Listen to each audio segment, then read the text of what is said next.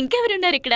ఎన్ని ఇబ్బందులు పడినా రోజులు గడుస్తున్న కొద్దీ వాళ్ళు అడ్జస్ట్ అయిపోయారు. కాకపోతే వాళ్ళు ఇక్కడ ఇబ్బంది పడింది మాత్రం లైట్ల కాంతికి. ఇక్కడ ఎంత వెళ్తుందంటే బాత్రూమ్ లో లైట్ ఆపేశాక లోపలంతా కూడా చీకటిగా హాయిగా ఉంది. అర్ధరాత్రి అయ్యాక ఆ లైట్ నుంచి వచ్చే విపరీతమైన కాంతికి నా కళ్ళు విపరీతంగా అలసిపోతున్నాయి.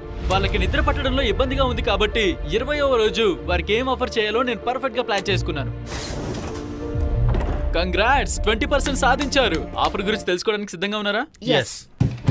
మీ 20వ రోజు ఆఫర్ గురించి తెలుసుకోండి. నేను మీకు ఒక స్మార్ట్ బెడ్ ఇస్తాను. అది చాలా సౌకర్యవంతంగా ఉంటుంది. పైగా దానితో పాటు నేను మీకు ఇచ్చే ఈ ఐప్యాడ్ తో మీరు హాయిగా లైట్స్ ఆర్పేయొచ్చు. రెండు కలిపి $50,000 ఇస్తాం. అబ్బో, వీళ్ళకి ఒక గంట మాత్రమే సమయం ఉంది వీళ్ళ ప్రైజ్ మనీలోంచి $50,000 ఖర్చు పెట్టడానికి, ఈ బెడ్స్ కోసం, లైట్స్ ఆర్పే ఐప్యాడ్ కోసం. నాకు ఎస్ చెప్పాలని ఉంది.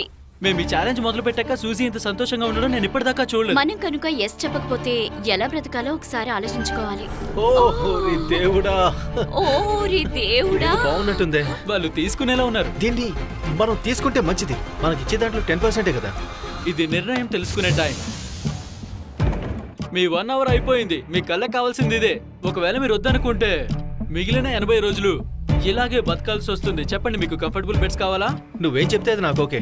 5 4 ఓరి బాబోయ్, నువ్వేం చెప్పినా నాకు ఓకేనే. బేలి ఏం చెప్పమంటావు? మనకి కావాలా వద్దా చెప్పు. మీ నిర్ణయం ఏంటి? వద్దు. ఏంటి, నిజంగానా? అయ్యో, ఓకే, వావ్. అలా అంటావని అస్సలు అనుకోలేదు నేను. బహుశా నేను తప్పు చేశాను అనుకుంటాను.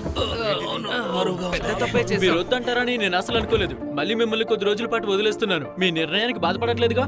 Bye bye. మేము మంచి డెసిజనే తీసుకున్నాం. ఇంత ముఖ్యమైన సందర్భాల్లో నువ్వు నో చెప్తావని అనుకోలేదు నేను. ఓ, అందుకే నాకు కాస్త బాధగా ఉంది. నాకు లేదు. నీ నిర్ణయం వల్ల నేనేం బాధపడలేదు. ఈ రోజు నేను నా క్యాలెండర్లో రాసుకోబోతున్నాను. ఈ రోజు మా అమ్మ పుట్టినరోజు.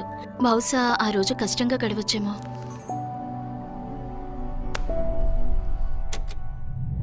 నాకు చాలా బోర్గా ఉంది. విసుగనేది తీవ్ర స్థాయిలో ఉన్న పాయింట్కి మేము చేరుకున్నామని అనిపిస్తుంది. ఈ రోజు ఉదయం నిద్రలేచాక నాకు ఏమి చేయాలనిపించక కూర్చొని చూస్తూ ఉండిపోయాను. ఈ డబ్బుతో ఏం చేయాలనుకుంటున్నావు? నాకు ఇల్లుంది, దాన్ని ఇంకా బాగు చేయాలనుకుంటున్నా. ఓ, అది మంచి ఐడియా.